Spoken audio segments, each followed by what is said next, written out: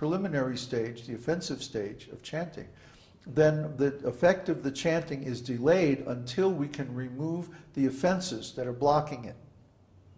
The holy name is always powerful, always potent, always auspicious. And by doing devotional service, even though we may not get the result immediately because of our offenses, certainly Krishna never forgets our service. And he always waits just until the right moment to give the result. You have to trust in Krishna. Krishna's judgment is a lot better than ours.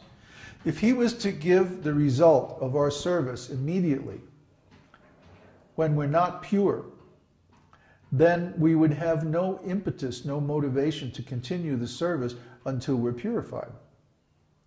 And the funny thing is about devotional service, that even when we're purified, we don't want to stop it. This devotional service is truly spiritual because it's eternal. Just because we're chanting now, that means we're in the clearing stage of chanting. We're still offensive. We're not getting the full result of chanting the holy name, but we're working on it. So we continue to chant and we become more and more purified, and then one day we actually chant without offenses and we get the result instantly, immediately. But that doesn't mean we stop chanting. No, because the chanting gets more and more blissful the more we do it, even in the purified stage. So we all know this shloka, Harer Nama, Harer Nama, Harer Nama eva kevalo, kalo nastyeva, nastyeva, nastyeva, gatiranyata. Harer Nam means chant the holy name, and it's repeated 3 times. Chant the holy name, chant the holy name, chant the holy name. In this age of Kali, there's no other way, no other way, no other way. That's also repeated 3 times. Why is that? Well, we chant the holy name in the beginning with offenses. And then in the intermediate stage of devotional service, we chant the holy name to try to clear those offenses. Then, in the highest stage of chanting the holy name, we chant offenselessly. So, chant the holy name in the offensive stage, chant the holy name in the clearing stage, chant the holy name in the offenseless stage. In this age of Kali, nastyeva, nastyeva, nastyeva. There's no other way, no other way. No other way by karma, no other way by jnana, or knowledge. So work and knowledge, and no other way by yoga, or mysticism. Simply by performing material work, or by trying to attain speculative knowledge, or by cultivating mysticism, we cannot attain the liberation that we're all after. These methods are only preliminary. They're only preparatory. They qualify us to chant the holy name nicely, but they can't give the result of chanting the holy name. Only the chanting process itself can give that result. That's why eva kevalam is stated. Only pure chanting of the holy name can actually give us the result that we're looking for, which is complete cessation of material misery and eternal engagement in the service of the Lord. That will make us happy. These other things, karma, jnana, yoga, they won't make us happy. Maybe temporarily we get a little happiness. But in the long run, no. Because why? They're material. Certainly karma is material, and jnana is also material, because even we may cultivate so much knowledge, but when we have to change the body, we lose it all. And yoga is also material, even though yogic powers are subtle, they're based on the mind. So these 3 things cannot help us. Nastyeva, nastyeva, nastyeva. Not this way, not that way, not the other way, but Harinam eva kevalam. Pure chanting of the holy name exclusively will really give us what we're looking for. And that's the meaning of supreme auspiciousness. Mangalam param. When we chant his holy name, that is the supremely auspicious thing, because that will give us the best result in the future. Is a question? You say, this is very helpful. Thank you, thank you, thank you. Well, we're glad to help out. So, if there's no other questions, we'll move on. Okay, Florian? When the jivas are in the spiritual world, and they are in yoga maya, or spiritual illusion, so does this mean that they perceive Krishna's real form directly, or are they also an illusion like the gopis?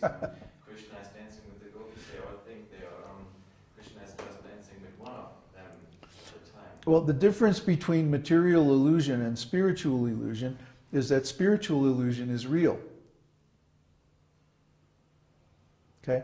Nobody can conceive of Krishna's real form, because Krishna is unlimited. Our intelligence, our consciousness are limited. So we can only see a part of Krishna's real form. So Krishna creates like an unlimited number of virtual realities for each of his devotees in the spiritual world. And he manifests in those realities in just the way that is perfect for that particular devotee. So like Florian was mentioning, when he dances with the gopis, he creates innumerable forms to be with each and every gopi individually. And the gopis can only see the form of Krishna that's with them. They can't see the other forms of Krishna. That's what's meant by yoga maya. But all of those forms are eternal. So they're real. When we think of maya or illusion, we think of something as unreal. In this material world, that's certainly so. But in the spiritual world, the forms of Krishna are all eternal, and so they're fully real. So could it be that somebody perceives Krishna in the way that Krishna is described in the scriptures, and some other jiva sees him in a completely different way? That's right. Krishna can manifest any kind of a form according to the needs of the relationship with that particular devotee. He's not limited by the categories described in the scripture, because the scripture is also limited. Like it's described that in this material world, in the earthly planets, the Mahabharata has, I think, 400,000 verses. But in the heavenly planets, it has 800,000 verses. And in the planets of the sages, it has 1,200,000 verses. You see? So the knowledge given by the scriptures is appropriate to the particular level of consciousness on the different planetary systems. Similarly, the forms revealed by the Lord are relative to the consciousness of the devotee. The more developed consciousness the devotee has, then the more detail and richness and completeness the Lord reveals in his form to that devotee. Is there another? Are those different forms dancing with the gopis distinguishable? By whom? Distinguishable by whom? Who has enough intelligence to see all those forms, to distinguish them? See, the spiritual world is subjective, because everything spiritual is subjective, because consciousness is ineluctably subjective.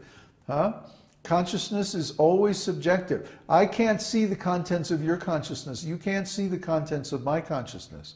We can talk about it and exchange information, but we can't exchange experiences.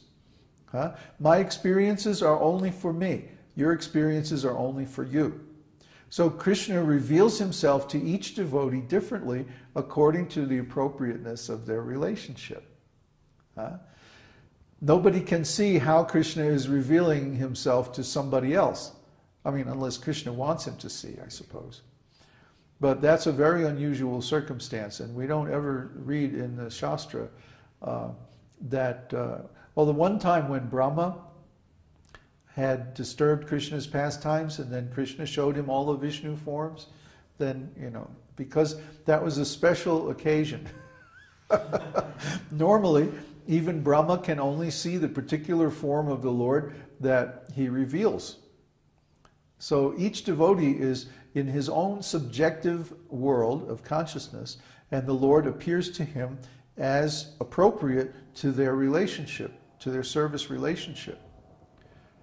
It's similar to the concept of virtual reality, where you may have this computer where there's this virtual world, and when people go in it, they see themselves and others according to the way that they want to be seen, according to their the particular form or that they adopt. So it's similar to that. And each one sees that world differently because they see it from their own point of view. They don't see it, there's no such thing as an objective point of view in the world of consciousness. There are only subjective points of view, which are limited to each individual. So our thinking is conditioned by material consciousness, where there's some idea of some objective point of view. Just like when we're talking about Vedic astrology, for example. Vedic astrology calculates everything from the point of view of the surface of the earth. So for Vedic